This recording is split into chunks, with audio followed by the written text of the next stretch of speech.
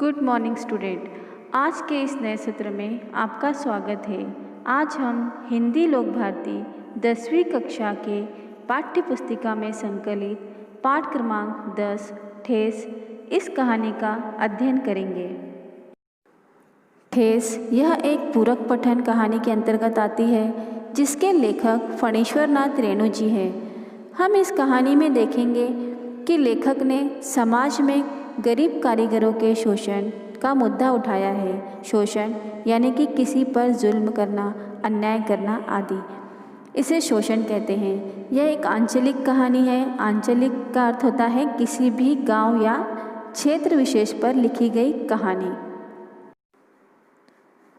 इसमें दर्शाया गया है कि हमारे समाज में आज भी कारीगरों से जी तोड़ मेहनत तो की जाती है, लेकिन जब बात मजदूरी की आती है तो सभी आनाकानी करने लगते हैं। यानी कि हम आज इस कहानी में देखेंगे कि हमारे समाज में जो भी कारीगर है, कारीगर यानी कि जो लकड़ी, पत्थर इत्यादि धातुओं से जो विभिन्न प्रकार की वस्तुएं बनाने का कार्य करते हैं, उन्हें कारीगर कहते हैं।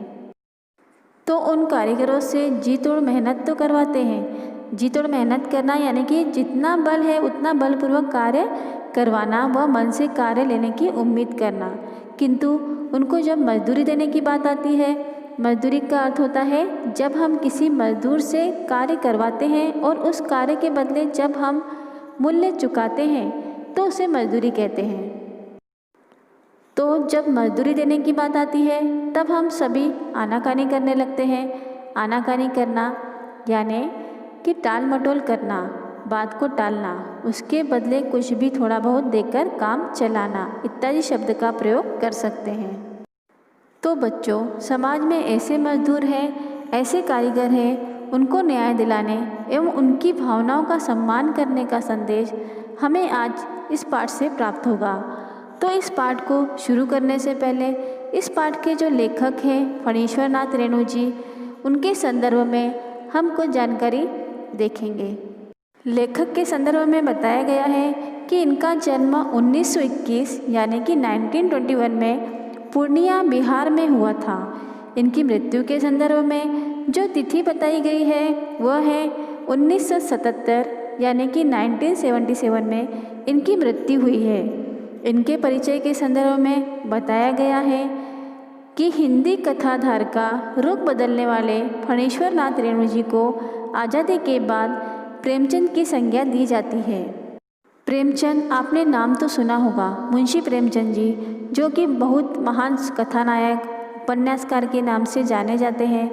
आज़ादी के बाद फणीश्वर नाथ रेणु जी को प्रेमचंद की संज्ञा दी गई है, उनकी उपाधि दी गई है। उनकी कहानियों व उपन्यासों में आंचलिक जीवन यानी कि गांव या क्षेत्र विशेष की जो धुंध है, गंध है, लय, ताल, सुर, सुंदरता व कुरूपता स्पष्ट रूप से दिखाई पड़ती है। उनकी भाषा शैली में जादुई असर भी। इनकी प्रमुख कृतियाँ हैं महिला आंचल, परती परिकथा, जुलूस जो कि एक उपन्यास है, एक आदिम रात्रि की महक, ठुमरी, अच्छे आदमी यह एक कथा संग्रह है, ऋण जल धन जल, नेपाली क्रांति कथा, रिपोर्ताज आदि। अब हम कहानी को समझेंगे। कहानी को शुरू करने से पहले हम देखेंगे कि गद्य आकलन के संदर्भ में क्या बताया गया है। प्रस्तुत आंचलिक कहानी बिहार के ग्रामीण जीवन पर आधारित है। यानी कि हमारी आज की जो कहानी है वह आंचलिक तो है, लेकिन किस पर आधारित है? बिहार के ग्रामीण जीवन पर आधारित है। इस कहानी के माध्यम से कथाकार ने ग्रामीण जीवन के सामाजिक संबंध, कारीगरी, कारीगरों के स्वाभिमान आदि को बड़े ही सुंदर ढंग से चित्रित किया है। ठेस यह कहानी एक सिरचन नामक गांव में रहने वाले एक कारीगर की है।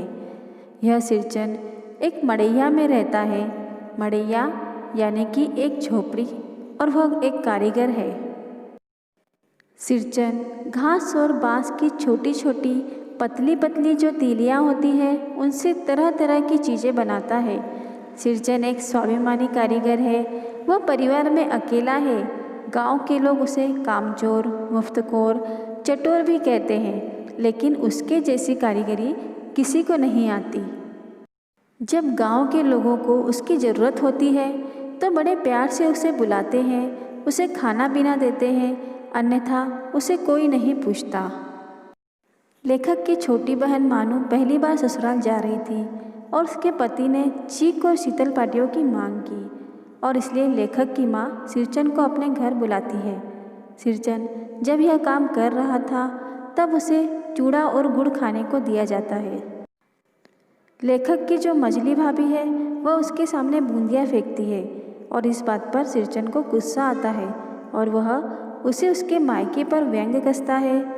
तो लेखक की चाची उसे भला बुरा कहती है और यह अपमान सिरचन सह नहीं पाता और वह वहाँ से अपना काम अधूरा छोड़कर चला जाता है।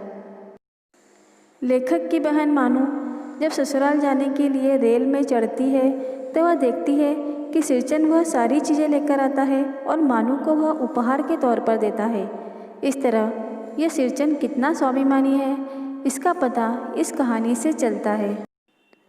इस कहानी में ग्रामीण बोली भाषा के अनेक शब्द आए हैं और उनका परिचय हम चित्र के माध्यम से देखेंगे ताकि आप आसानी से समझ जाए। इसमें पहला शब्द है शीतल पाटी यानी चटाई, मोड़ा यानी बैठने के लिए छोटा सा स्टूल, खटिया सोने के लिए और बाकी दो टोकरियां हैं। दूसरा शब्द है चीक यानी कि बांस की तीलियों से बनाया गया पर्दा, साथ ही छतरी।